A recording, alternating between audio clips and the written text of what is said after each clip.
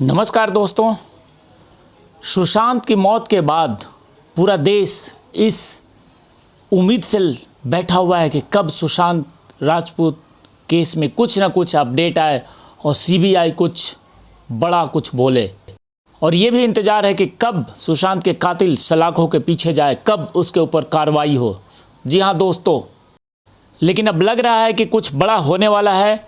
और आज मैं आपको कुछ ऐसी चीज़ें बताने वाला हूँ जो कि बहुत ही महत्वपूर्ण है। और आज जो मैं बात कहने वाला हूँ वो कुछ ऐसी चीज़ें हैं, उसमें सुशांत सिंह राजपूत का आखिरी जो कॉल रिकॉर्डिंग है, आखिरी जो कॉल उन्होंने किसको किया, उससे भी संबंधित बातें हैं। मैं आपको इस आज पूरी जानकारी दूंगा, लेकिन उसके पहले मैं आपको बताना चाहता हूं कि सुशांत के मर्डर के बाद सीबीआई आखिर इसी कोशिश में लगी हुई थी कि सुशांत का मोबाइल आखिर है तो कहाँ है और सुशांत के मोबाइल को किसने इस्तेमाल किया। इन सारे चीज़ों पे सीबीआई की बहुत ही बड़ी नज़र थी। आखिर वो कौन ऐसा व्यक्ति है जो सुशांत का कत्ल किया और कत्ल के बाद सुशांत के मोबाइल का इस्तेमाल भी कर रहा था और साथ ही साथ सुशांत के मोबाइल से डाटा वगैरह भी इधर उधर किया। कौन था वो व्यक्ति, इसके बारे में सीबीआई लगातार अपनी निगाहें बनाई हुई थी। और जिस प्रकार से सुशांत के निधन के बाद उनके सोशल मीडिया प्लेटफॉर्म पे उनके फॉलोअर बढ़े, ये वास्तव में बहुत ही आश्चर्यचकित करने वाला कार्य था। क्योंकि सुशांत सिंह राजपूत नहीं रहे दुनिया में, उसके बावजूद भी उनके सोशल मीडिया अकाउंट के साथ छेड़छाड़ की जा रही थी लगातार। लेकिन सबसे बड़ी बात यह है कि सुशांत सिंह राजपूत का मोबाइल फ़ोन मिल चुका था और वो भी पता चल चुका था कि उसमें आखिरी बात किससे हुई है, क्या क्या था उसमें एविडेंस। सीबीआई के पास ये सारे कुछ मिलने के बावजूद सीबीआई के तरफ से कोई भी अपडेट नहीं आया और हर तरफ हर किसी की नज़र इसी पे लगी हुई है कि इतना सारे सबूत, जो सबूत खो गए थे, मोबाइल डाटा वगैरह, मोबाइल फ़ोन्स, वो सब कुछ मिलने के बावजूद भी अपडेट क्यों नहीं आ रहा है।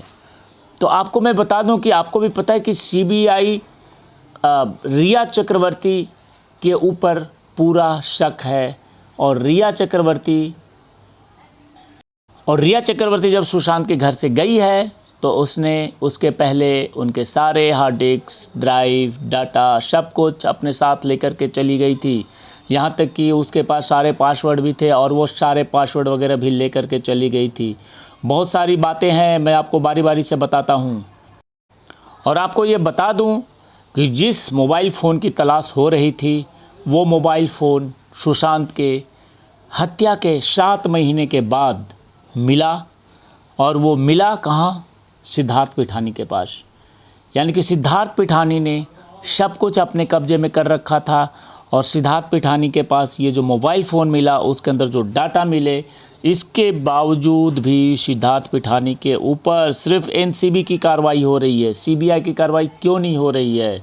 सीबीआई ने अभी तक सिद्धार्थ पिठानी को न तो गिरफ्तार किया, न तो सम्मन जारी किया। तो ये बहुत ही बड़ी बात है।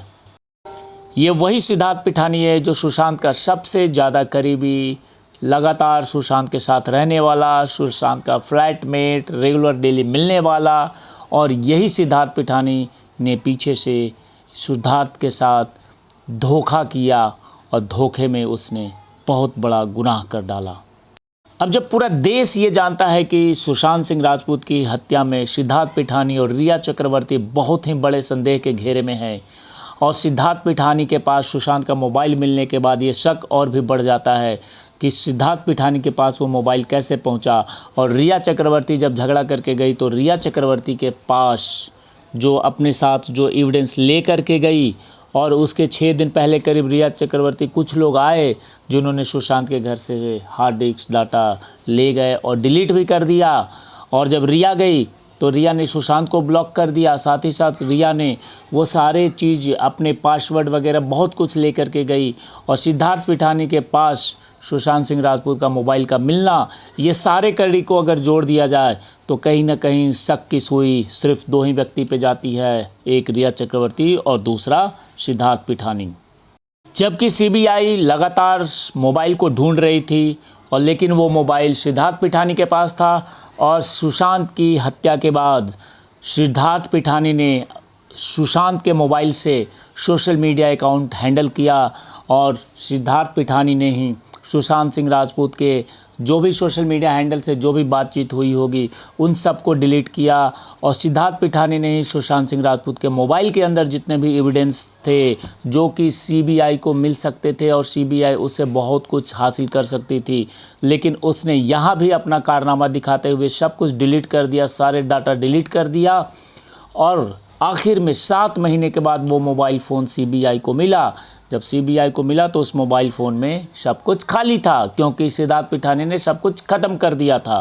तो सुशांत सिंह राजपूत केस में सिद्धार्थ पिठानी बहुत ही संदेह की भूमिका में है और उसका साथ दिया है रिया चक्रवर्ती ने।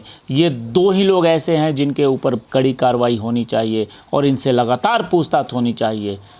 जय हिंद, जय भारत।